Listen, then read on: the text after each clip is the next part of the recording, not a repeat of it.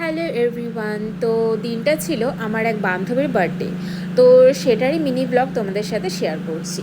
তো আমি রেডি হয়ে চলে গেছিলাম কেক আনতে। তো এই পারফিউমটা আমি নিয়েছি। তো তোমরা যারা ইউজ করেছো তারা তো জানোই যে দারুণ সুন্দর গন্ধ।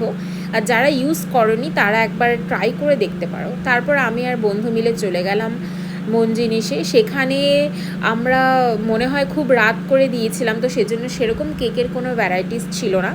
তো আমরা সেই রেড ভেলভেট কেকটা নিয়েছিলাম। তারপর ওখান থেকে চলে গেলাম আমরা একটু ডিমিকে মোমো খেতে। তোমরা যারা শিলিগুড়িবাসী তারা তো অবশ্যই জানো এখানে ডিমিকের মোমো কতটা টেস্টি, মানে চিকেন জুসি মোমো। তো সেখান থেকে খাওয়া দাওয়া করে আমরা চলে গেলাম বান্ধবীর বাড়িতে। আর সেখানে আমরা সব ফ্রেন্ডরা আসতে পারিনি, কারণ অনেকেরই কাজের চাপ বা ছুটি হয়নি। তো আমরা এই ছ সাতজন না 5-6 জন মিলেই চলে গেলাম। তো সেখানে আমরা অনেকই গল্প করছিলাম সবাই মিলে। তো যাই হোক, আমরা যখন সবাই একসাথে হই মানে আমরা বুঝতে পারি না যে আমাদের যতটুকুনি টাইম আমরা কাটাই মনে হয় যে এটাও অনেকটাই কম আমাদের কাছে। গল্প শুরু হলে শেষ হতেই চায় না।